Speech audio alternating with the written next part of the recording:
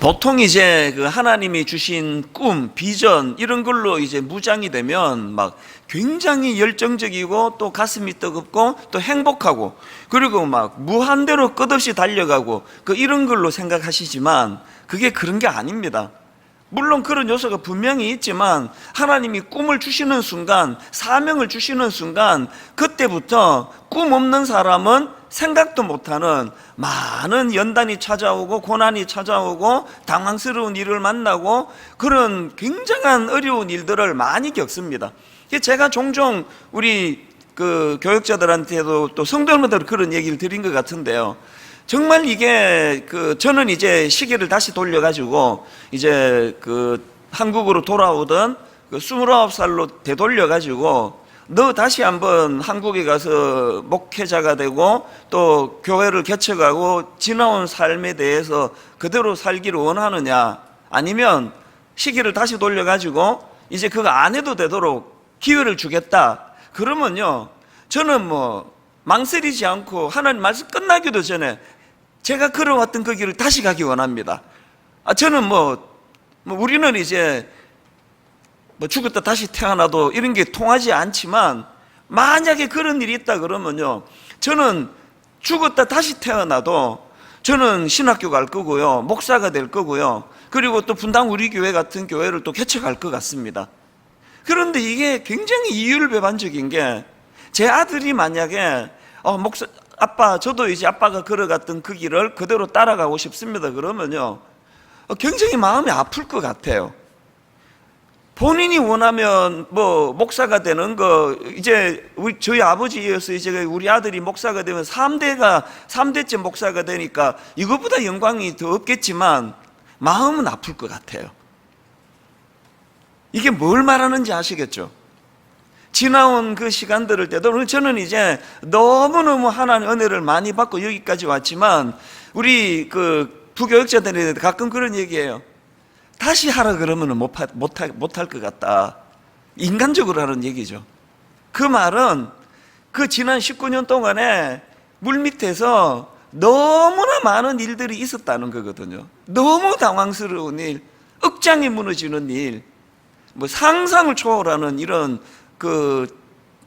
두려운 일, 그런 일들이 너무 많습니다. 그래서 이 목사님 가정이 좋은 게요, 아내와 자녀들에게 긍휼히 여김을 받아요. 우리 아빠 불쌍해 죽겠어, 이런 우리 큰딸이 주로 정이 많아서 그 얘기 많이 하는데요, 제가 오늘 본문을 묵상하다가 오늘 본문의 아브라함을 보면서 딱 이 생각이 떠오르는 겁니다. 불쌍한 아브라함. 자, 이게 무슨 말씀이냐? 어제 우리는 이 창세기 12장 5절 말씀으로 막 너무나 감동을 받았지 않습니까? 아브라함이 그의 아내 사레와 조카 롯과 하란에서 모은 모든 소유와 얻은 사람들을 이끌고 가나안 땅으로 가려고 떠나서 마침내 가나안 땅에 들어갔더라. 이게 얼마나 우리에게 큰 힘이 되고 위로가 됐습니까? 마침내 이루어 주시는, 마침내 가나안 땅으로 인도해 주시는 하나님, 그렇게 하고 어제 너무 기쁘게 첫날 특별 새벽 부흥회를 마쳤는데요, 이 오늘은 이게 좀 분위기 좀 달라집니다.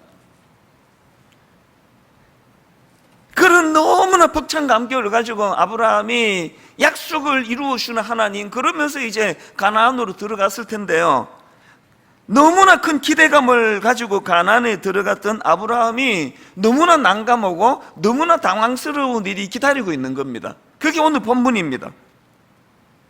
왜 아브라함이 그렇게 당황할 수밖에 없었느냐? 제가 보니까 두 가지 이유가 있었는데, 첫째는요, 좋지 않은 환경이에요. 자, 6절을 보시죠. 본문 6절. 아브라함이 그 땅을 지나 세겜 땅 모래 상수리 나무에 이르니 그때에 가나안 사람이 그 땅에 거주하였더라.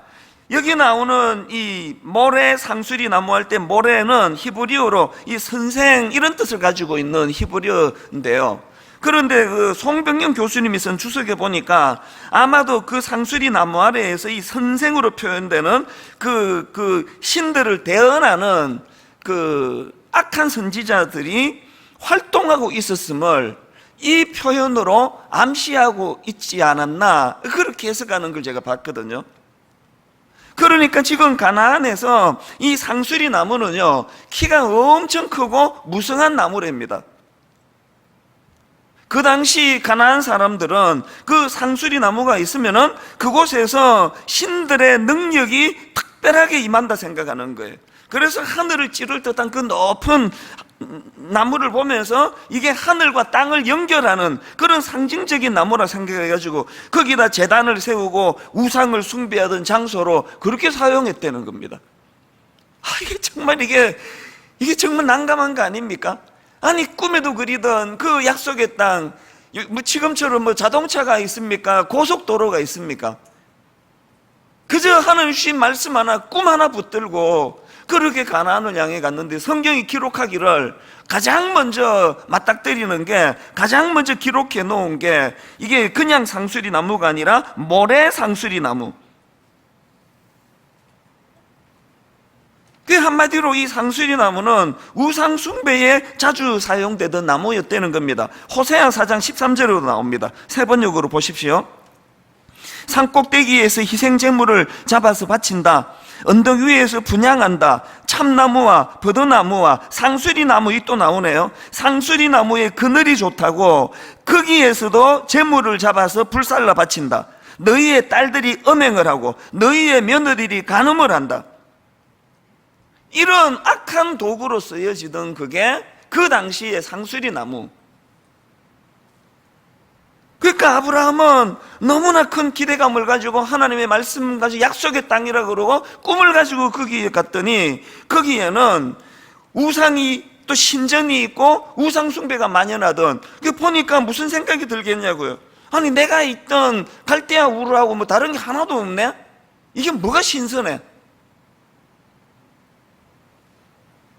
그런가 하면은 아브라함이 가나안 땅에 진입한 이후로 너무 기대감을 가졌다가 실망에 빠질 수 없었던 두 번째 이유가 뭐냐 생각해 보니까 거기에는요, 난폭한 가나안 사람들이 거주하고 있던 땅이더라는 겁니다. 6절 후반부를 보십시오. 아브라함이 그 땅을 지나 세겜 땅 모래 상수리 나무에 이르니 그때에, 그 다음 보세요. 가나안 사람이 그 땅에 거주하였더라. 아니, 하나님이 주시겠다고 약속한 땅에 갔더니 거기에 이미 다른 족속들이 그 땅을 차지하고 있는 거예요. 더군다나 그 땅을 차지하고 있는 그 가나안 사람들은요, 이 창세기 전반에 걸쳐서 대적자들이에요. 한마디로 환경은 그 상수리 나무 안에 우상 숭배가 만연하는 그런 좋지 않은 환경이고, 그리고 그 땅을 먼저 차지하고 있는 사람들은 대하기도 끔찍한, 여러분, 이게 나중에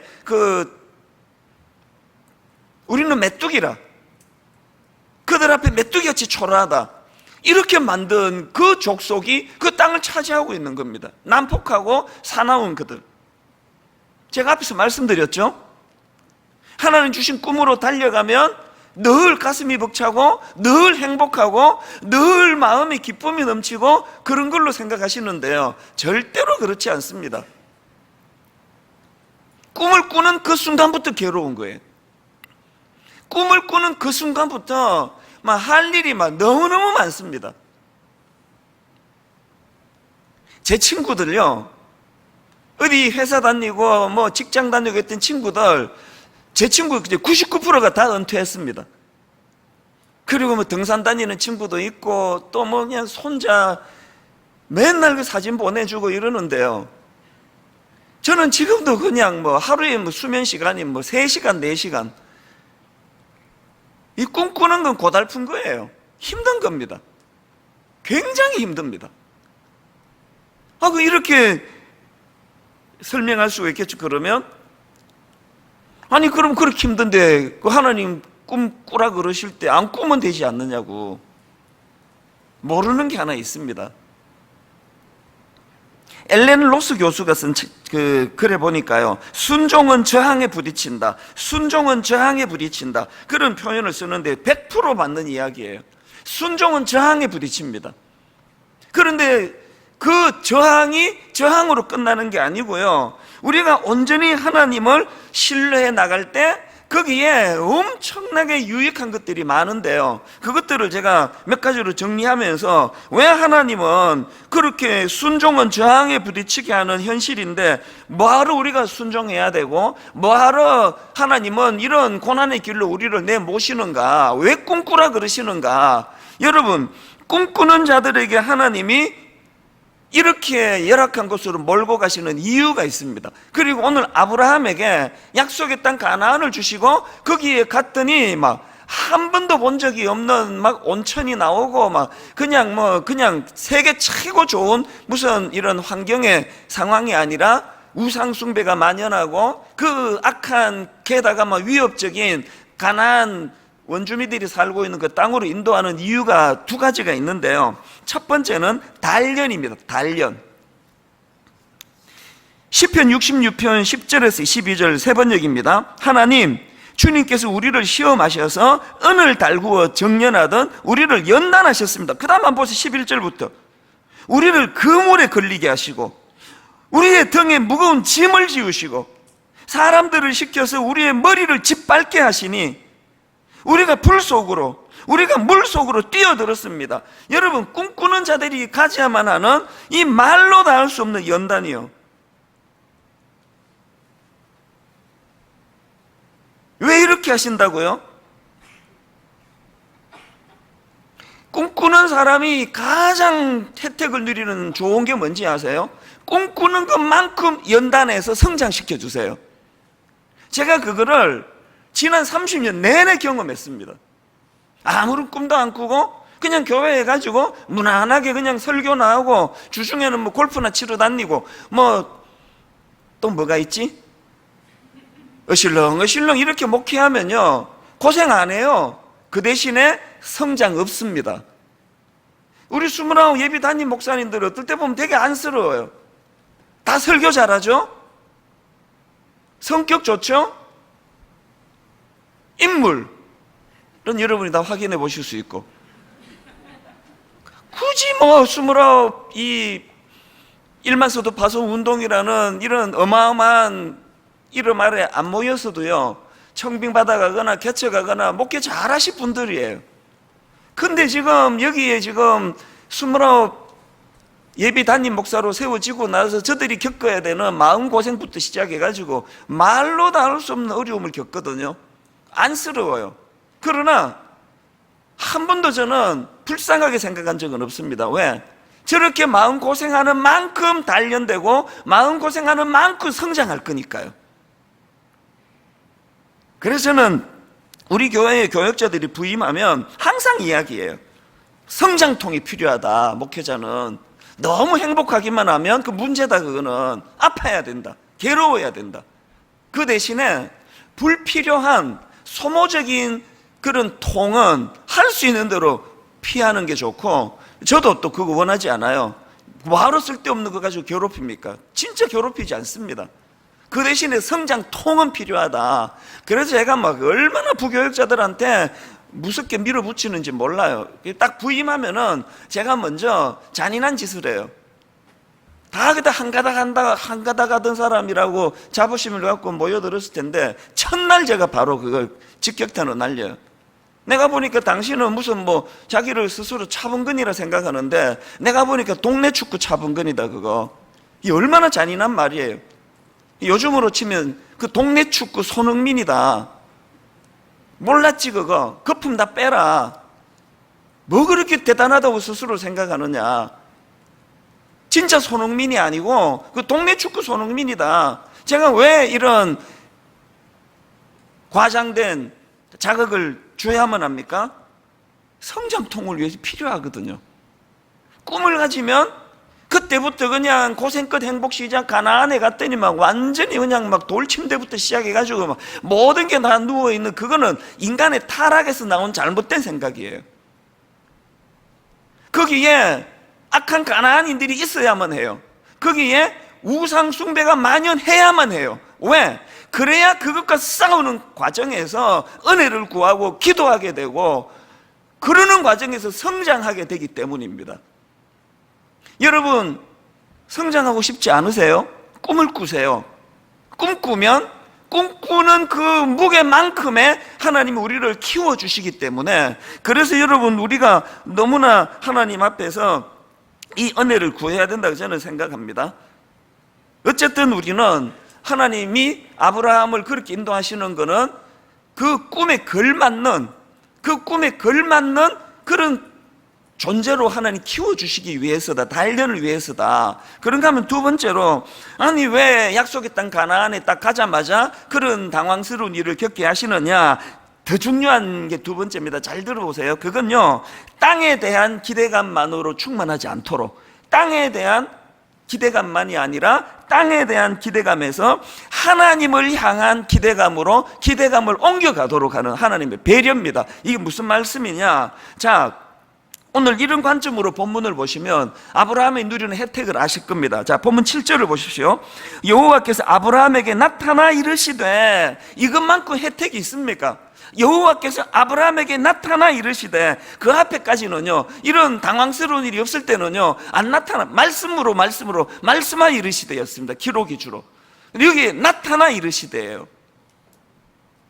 아니 그 꿈꾸면, 하나님 주시는 꿈꾸면 생고생을 하고 죽을 고생을 하고, 그리고 아까 그 교수님 말씀처럼 순종은 저항에 부딪힌다는데 왜 뭐하러 우리가 꿈을 꿔야 돼? 이렇게 생각하신다면 뭐하러 꿈꿔야 된다고요? 꿈꾸는 자에게 주시는 가장 큰 혜택 중의 혜택이 하나님이 나타나세요. 새벽마다 제가 누리는 그 축복은요, 새벽마다 제가 누리는 그 이 행복은요, 이런 뭐 상상을 초월합니다. 상상을 뭐 하도 많이 얘기해가지고 그 여러분 이제는 뭐 놀라지도 않는 것 같은데, 그래서 이제 단어를 바꾸기로 했습니다. 이른 아침마다, 새벽은 너무 귀에 익숙하니까 이른 아침마다, 저는 막 저녁에 뭐 어제도 그랬고요, 7시에 또 좋은 아내를 만나서 배려를 해주니까 가능하지만 7시에 저녁 먹고 바로 잘 때도 많습니다. 그리고 뭐 일부러 자려는 게 아니라 거의 에너지가 너무 새벽부터 다 설쳤기 때문에 저녁 먹고 나면은 그냥 뭐 바로 죽음이에요. 언제 잔지도 모르게. 그리고는 오늘도 1시쯤 일어나가지고 하나님 앞에 그 새벽에, 여러분 오늘 1시에 일어나가지고요, 여기 오기까지 저는 여러분들 오전에 쓸 시간 다 쓰고 왔습니다. 그 충만한 기쁨, 특세 월요일은 죽음이거든요, 체력 때문에. 어제 여러분, 오늘 이 설교는요, 원래 하기로 준비했던 거 어제 다 찍고 드림센터 가서 제가 어제 하루 준비한 설교예요. 막 에너지고 뭐고, 이건 뭐 죽음입니다, 죽음. 가장 좋은 것 주시기 원하시는 하나님의 종이기 때문에 그렇게 하고는 그냥 어제 하루 막 초죽음이 됐는데, 그 짧게 아침에 새벽에 일어나가지고 막 새벽에 얼마나 행복하고 충만한지 특세 안 하면요. 그리고 외부 강서 쓰기, 어제 제가 막 너무 힘들 때, 아이고 외부 강서 쓸 건데 매년 하는 소리에 월요일마다, 외부 강서 쓰면 편한데 왜 내가 이 고생을 안 하냐고. 내년에는 나 외부 강서 쓸 거야. 제 아내는요, 대꾸도 안 해요. 매년 하던 얘기니까. 화요일 되면 말 바뀌는 거 알거든요. 그리고는 어제 드림센터 가서 막 어제 새벽에도 제가 막 에드빌 먹어가면서, 아스피린 에드빌 먹어가면서 그렇게 에너지가 소진되지만 특별 새벽 부흥회 외부 강사를 안 썼기 때문에 하나님의 말씀이 임하고 하나님이 대면해 주시는 은혜가 있으니까 막 너무너무 충만한 새벽을 이 시간에도 누리고 있고, 오늘 새벽 1시부터 지금까지 누리고 있는 줄 믿으시기를 바랍니다. 이런 의미에서 여러분, 여호와께서 아브라함에게 나타나 이르시되, 그리고 그 다음도 한번 계속 보세요. 무게를 달리해서 보십시오. 7절, 여호와께서 아브라함에게 나타나 이르시되 내가 이 땅을 너의 자손에게 주리라 하신지라. 이분이 우리 하나님이세요. 하나님은요, 뜬구름 잡는 그런 그냥 막연한 이런 지침을 주시는 분 아니에요. 지금 아브라함이 가장 당황했던 거, 이 땅을 주시마 했는데 가나안 원주민이 이미 차지했네? 이거 어떻게 됐지? 가장 적절한 말씀이 하나님이 나타나셔서 주셨던 복잡한 말씀 주시지 않으세요. 내가 이 땅을 너의 자손에게 주리라 하신지라. 무슨 뜻입니까? 상황 보고 놀리지 마라? 달라진 거 없다? 그 상황으로 네가 움직여지는 존재가 아니라 여호와 하나님 나의 말씀으로 나의 약속으로 움직여지는 존재야. 달라진 거 없어. 아브라함이 그 하나님 주신 꿈에 순종했기 때문에 이런 다른 사람이 누리지 못하는 너무나 가슴 벅찬 이런 혜택을 누린 거 아닙니까? 오늘 새벽에 여러분 믿음이 약해지신 분, 믿음이 좀 떨어져 가지고 그냥 예배도 잘 안 드리시는 분, 이유야를 막론하고 하나님 주시는 꿈으로 다시 한번 무장되시기를 바랍니다. 그게 여러분을 좀 불편하게 할지 모르고 남들이 안 하는 고생 좀 할지 모르지만 그들이 누리지 못하는 놀라운 특권, 여호와 하나님께서 아브라함에게 나타나 이르시되 내가 이 땅을 너의 자손에게 주리라 하신지라. 지금 아까 제가 말씀드렸잖아요. 하나님은 왜 당황스러운 그런 환경으로 아브라함을 내모시느냐. 땅에만 눈이 가 있고 땅에 대한 기대감만 가 있으면요, 그런 자식들은 나중에 다 부모 눈에 눈물 흘리게 만드는 자식이에요. 우리 아버지 유산이 얼마인지 알아? 그 유산에만 가 있는 자식들은요, 나중에 다 몹쓸 자식들이 되는 거예요.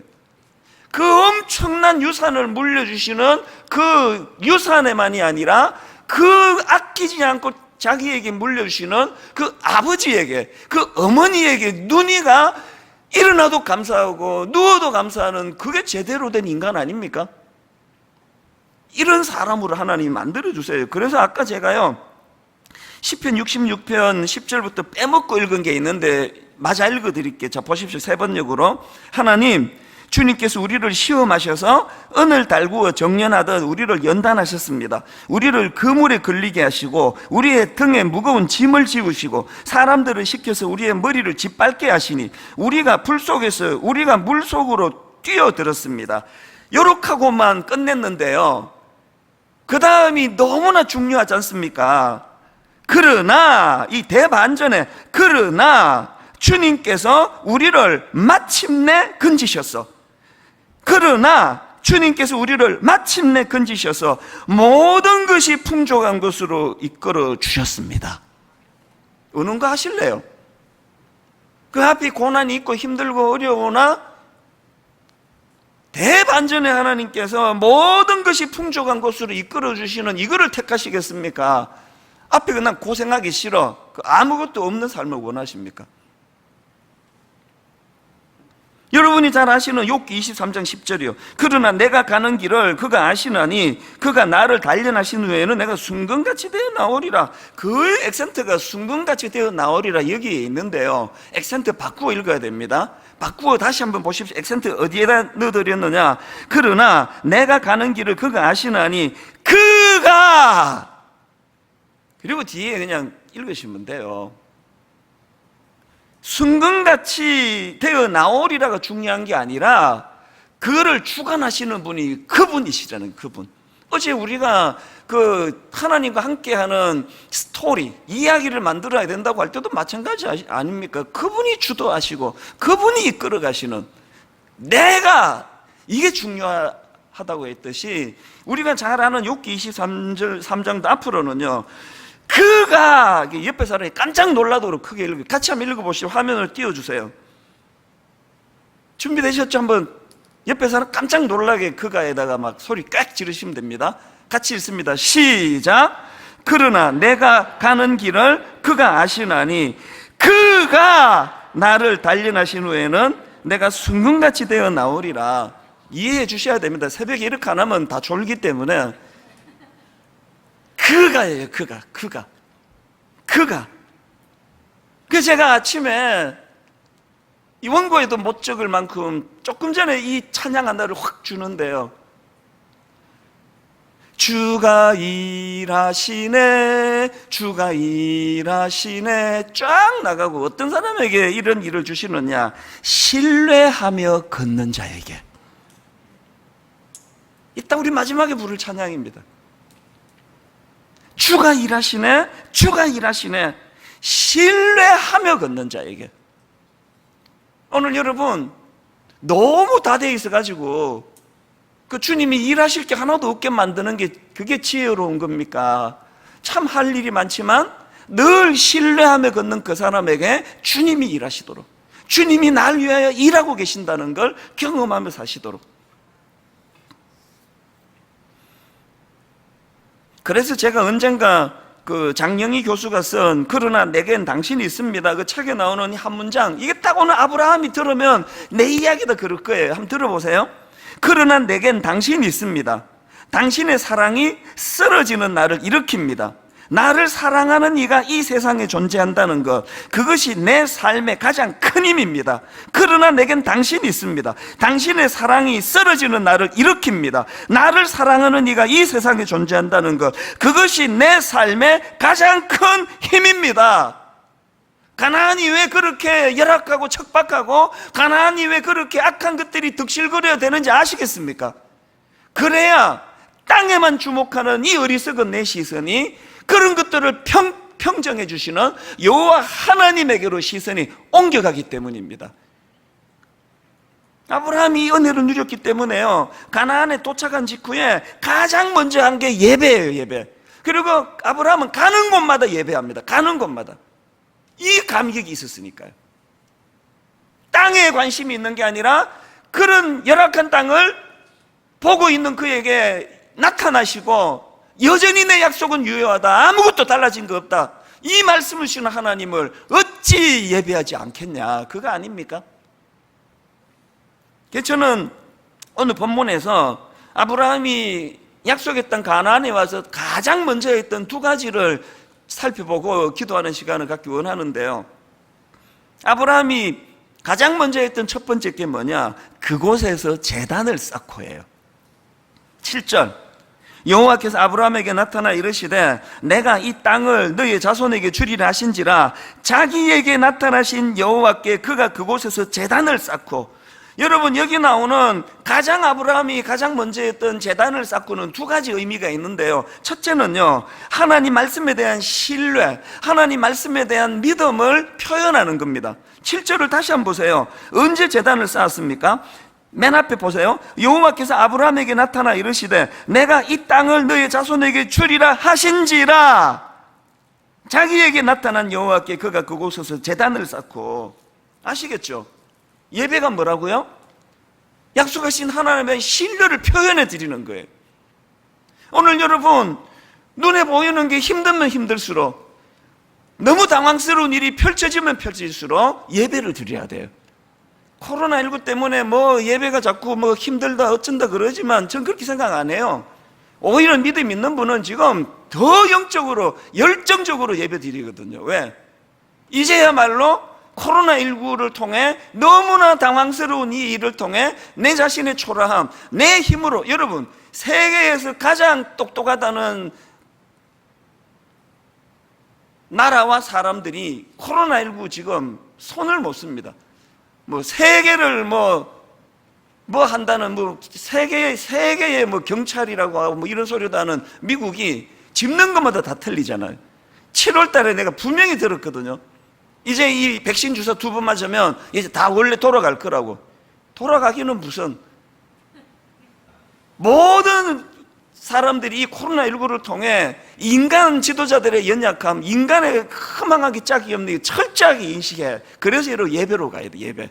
지금이야말로 그럼에도 불구하고 하나님께서 상황 별로 달라진 것 같다, 걱정하지 마라, 여전히 내 약속은 유효하다. 거기에 대한 반응이 아브라함이 제단을 쌓고 예배 아닙니까?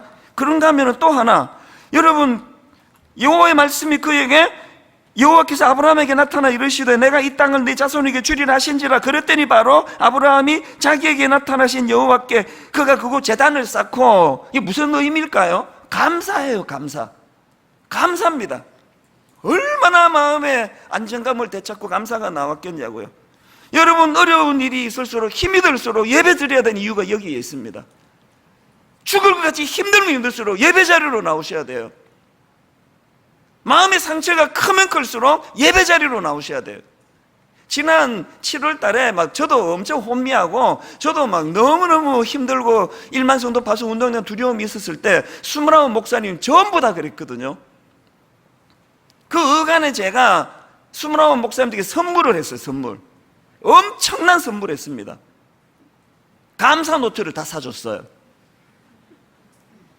가격은 싸지만 엄청난 선물, 감사 노트를 다 선물했어요. 저도 꺼냈습니다. 왜? 지금이야말로 감사할 때예요.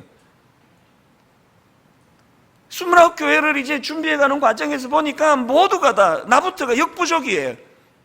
한국 교회에 작은 보탬이라도 이거 섬김이 돼야 되는데 우리 실력으로 이거 불가능하다. 어떤 목사님은 와가지고 너무 마음이 힘드니까요. 내부에서 다 하시지 왜 외부에는 우리를 뽑으셨냐고.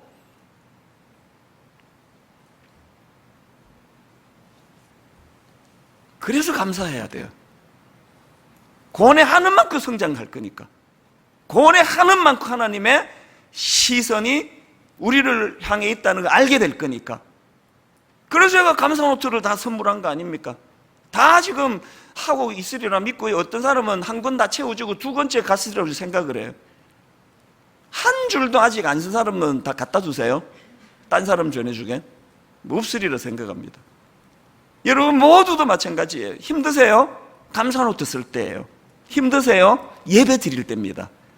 예배를 통해 그저 가나안의 그 악한 것들만 보이고 상수리 나무만 보이는 이 미련한 내가 예배를 통해서 달라진 거 없다. 여호와 하나님 살아있는데 뭐가 문제냐? 이 말씀을 받으실 때인 줄로 믿습니다. 이게 예배예요. 그런가 하면은 두 번째로 아브라함이 약속의 땅에 와서 제일 먼저 했던 또 한 가지가 있는데요. 여호와의 이름을 부르더니예요. 여호와의 이름을 불렀다. 8절을 보십시오. 거기서 베델 동쪽 산으로 옮겨 장막을 치니 서쪽은 베델이요 동쪽은 아이라. 그가 그곳에서 여호와께 제단을 쌓고 여호와의 이름을 부르더니, 여호와의 이름을 부르더니, 여러분 아브라함이 왜 여호와의 제단을 쌓고 여호와의 이름을 불렀을까요? 이건요, 하나님을 향한 믿음, 하나님을 향한 신뢰, 이걸 공적으로 선포하는 행위입니다. 여호와 하나님을 하나님으로 인정하지 못하고 온 악한 잡신에게 놀아나고 있는 그들을 향해, 그래서 모래 상수리 나무와 가나안 신전, 우상 숭배가 만연하는 그곳에서 가나안의 진짜 주인은 니들이 섬기는 가나안 신이 아니라 여호와 하나님의 이름이다. 이걸 지금 선포하고 있는 거 아닙니까? 멋지지 않습니까? 온통 우리는 그냥 가나안에 가서 내가 누릴 혜택, 내가 누릴 여러 가지 축복. 여러분, 우리가 하나님 앞에서 꿈을 얻는다는 건요, 그래서 내게 유익하기 때문도 있지만 그것만으로 끝내면 안 됩니다.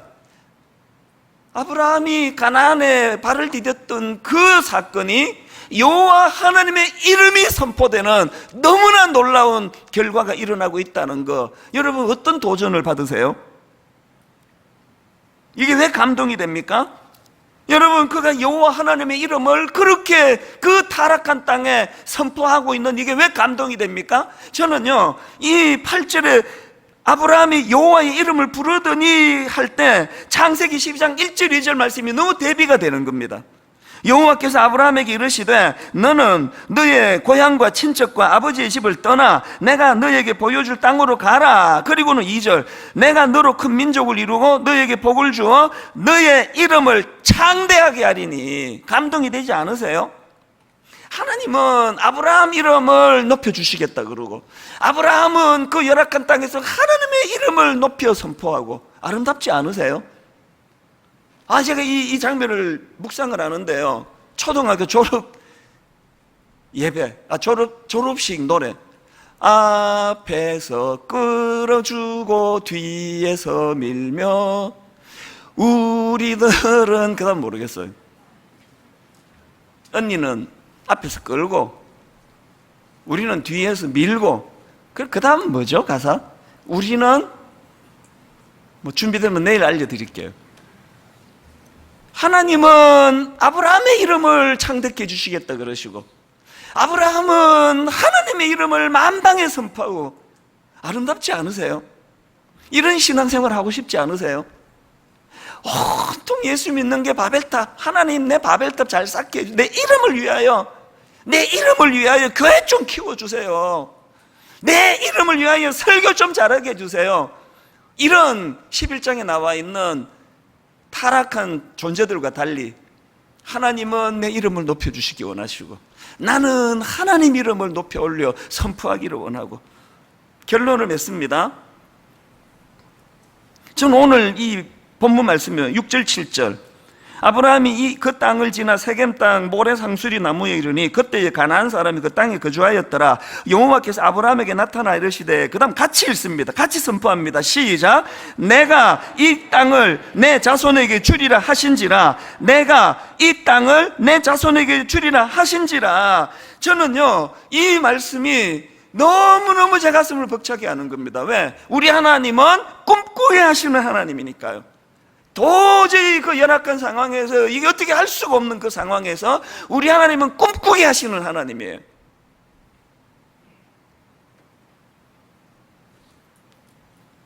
최근에 제가 그 29 예비 담임 목사님들에게 이런 이야기를 했습니다.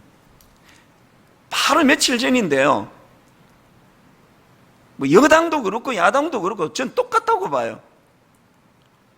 대통령 후보들 나와가지고 토론회를 하더라고요. 우연히 딱 켰는데 한 10분 듣다가 껐습니다. 못 들어주겠더라고요. 나 매년 내가 대통령 선거 빠짐없이 했는데 올해는 기권해야 되나? 이 생각까지 했습니다. 세상에 여러분, 이게 무슨 동장 뽑는 것도 아니고 한 나라의 대통령에 나서겠다는 사람들 토론하는데 국민들에게 꿈을 보여줄 사람이 없어요. 이 나라를 어떻게 이끌겠다는 비전을 제시하는 소리가 안 돼. 뭐 10분만 들어서 너무 실망해서 11분째 그 말을 했는지는 모르겠지만 이 큰일 난 거 아닙니까? 지금 국민들이 꿈을 잃고 이렇게 힘든데, 그래서 제가 우리 29 목사님들 모아놓고 이야기를 했습니다. 내가 정치 얘기를 하자는 게 아니라 29 예비 목사님들에게는, 성도님들에게 이제 이런 백분 토론 하게 되면 어떤 꿈을 제시할 거냐, 제가 이런 얘기 했습니다. 성도님들 내 목회해 보니까요, 우리 목사들이 미숙한 거 이거 다 용서해 준다. 내 개척 초기에 그 고마운 용서 기다려주시는 거 없으면 내가 어떻게 여기까지 왔겠냐. 성도들은 그 목사 미숙한 건 다 용서해 주신다. 근데 성도들이 절대로 못 참는 게 두 개가 있는데, 하나는 인격적으로 다듬어지지 않은 사람, 그래서 말과 행동이 무례한 사람, 예의를 갖추지 않는 사람, 그런 목사를 성도 절대로 용서 안 해준다. 두 번째, 목회 철학과 꿈이 없는 목사, 절대로 성도도 그거 용서 안 해주신다. 기다려주지 않는다. 하나님도 마찬가지다. 그렇기 때문에 우리 목회자들은 늘 겸손해야 되고, 우리 목회자들은 하나님 주시는 꿈과 비전으로 무장돼야 된다. 분리개척하기 전에 모든 성도님들에게 여러분들의 목회 철학이 뭐며, 여러분들이 어떤 꿈을 가지고 무슨 꿈으로 교회를 할 건지, 이것들을 내놓지 않고는 절대로 개척하면 안 된다. 물론 다 갖고 있죠. 준비가 다 된 사람만 우리가 뭐 청빙을 하니까요. 그러나 방심할 수 없는 거, 하나님은 꿈꾸시는 자를 좋아하시기 때문이에요. 그리고 하나님은 그 열악한 가나안 땅에서 하나님은 아브라함에게 꿈으로 무장시켜 주시기 때문입니다. 결론을 이 기도로 하나님 앞에 나아가기를 사모하고 소원하며 마치기를 원합니다. 오늘부터 하나님께 구하십시오. 그저 꿈꾸면 고생하고 꿈꾸면 힘들다 여기만 생각을 하지만, 꿈꾸는 자에게 주시는 하나님의 임재, 하나님의 말씀, 꿈꾸는 자에게 주시는 그 꿈만큼 성장시켜 주시는 그 하나님을 붙들고 나가기 원합니다. 어제의 이찬수 목사는 다 잊어야 돼요. 어제의 여러분 이름 넣어가지고 다 말씀하세요. 어제의 누구누구는 다 잊어야 돼요. 오늘부터 꿈꾸는 나, 꿈 주시는 하나님과 함께 동력하는 꿈꾸는 나. 그래서 여러분, 우리 이 찬양이요, 지난 여름에 제가 너무나 힘들고 어려울 때 주셨던 찬양, 주님 나를 부르시니 두려움 없이 배에서 나아가리라. 주님 나를 부르시니, 주님 내게 오라시니, 주님 보고 계시기에 의심치 않고 바다를 걸어가리라. 주님 여기 계시기에, 주님 말씀하시기에. 여러분, 오늘 이 새벽에 하나님, 내가 너무 힘들어서 예배합니다. 내가 너무 지쳐서 예배의 자리로 나갑니다. 내가 너무 마음에 두려움이 커서 아버지 꿈꾸기를 원합니다. 하나님과 더불어 이 찬양 부르며 예배자의 자리로 나가기 원합니다. 같이 찬양하시겠습니다. 주님 나를 부르시니 주님 나를 부르시니 두려움 없이 배에서 나아가리라. 두려움 없이 배에서 나아가리라.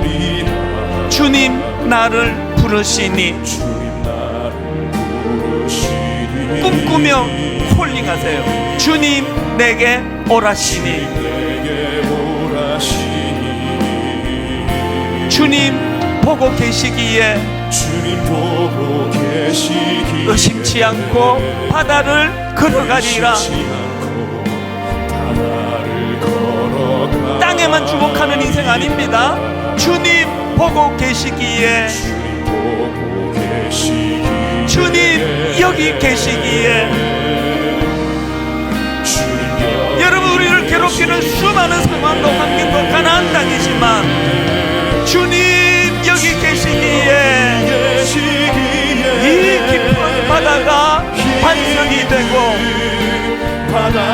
상황은 너무나 열악하지만 주님 여기 계시기에 반석 위를 내가 걸어가리라. 상수리나무 아래 우상 숭배하는 그들이 많으나지만 주님 여기 계시기에 저 거친 파도가 반석이 되고 주님 여기 계시기에 반석 위를 내가 걷습니다. 이 꿈꾸며 나아가기 원합니다. 다시 한번 찬양합니다. 주님 나를 부르시니 두려움 없이 배에서 나아가리라. 꿈꾸며 나아가기 원합니다. 주님 나를 부르시니 주님 내게 오라시니 꿈꾸며 찬양하기 원합니다. 주님 보고 계시기에 의심치 않고 바다를 걸어가리라.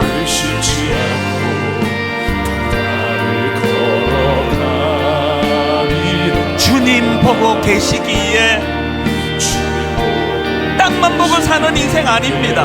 주님 여기 계시기에 여러분 준비되셨습니까? 온 힘을 다하여 선포하기 원합니다.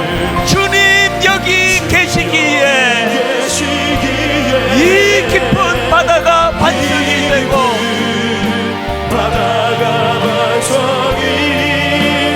주님 여기 계시기에 반석 위를 내가 걸어가리라. 여러분 이 꿈을 꾸며 달려가십니다. 주님 여기 계시기에 저 거친 파도가 반석이 되고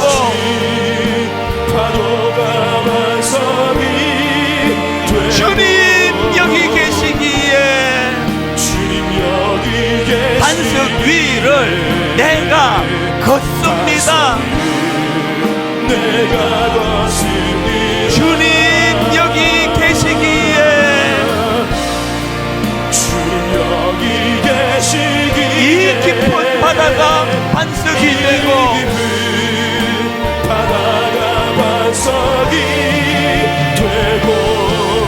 주님 여기 계시기에 반석 위를 내가 걸어가리라. 주님 여기 계시기에 저 거친 파도가 반석이 되고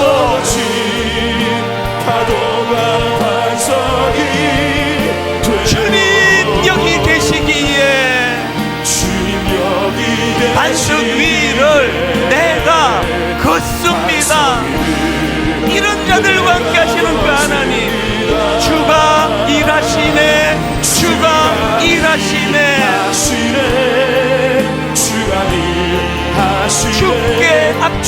않는 자에게 아끼지 않는 자에게 주가 일하시네. 주가 일하시네. 어떤 자들을 위하여 일하십니까? 신뢰하며 걷는 자에게. 내가 바로 그런 자입니다. 주님, 주가 일하시네. 주가 일하시네. 내가 그런 자 되기를 원하오니 일하여 주신 하나님 경험하며 누리기 원합니다. 주께 아끼지 않는 자에게 주가 일하시네. 주가 일하시네. 어떤 자들을 위하여 일하십니까? 신뢰하며 걷는 자에게. 우리 다 일어나셔서 마지막으로 이렇게 선포합니다. 주가 일하시네. 주가 일하시네. 주께 아끼지 않는 자에게 주가 일하시네. 주가 일하시네. 신뢰하며 걷는 자에게. 우리 주님 이름 세 번 큰 소리로 선포하고 꿈꾸기를 원합니다. 꿈꾸는 자를 위해 일하시는 주님을 경험하기 원합니다. 상황이 힘들수록 예배자가 되기 원합니다. 마음의 낙심이 클수록 예배자로 서기를 원합니다. 말씀하시는 주님을 우리가 의지합니다. 주님 이름 세 번 큰 소리로 부르고 통성으로 기도하시겠습니다. 주여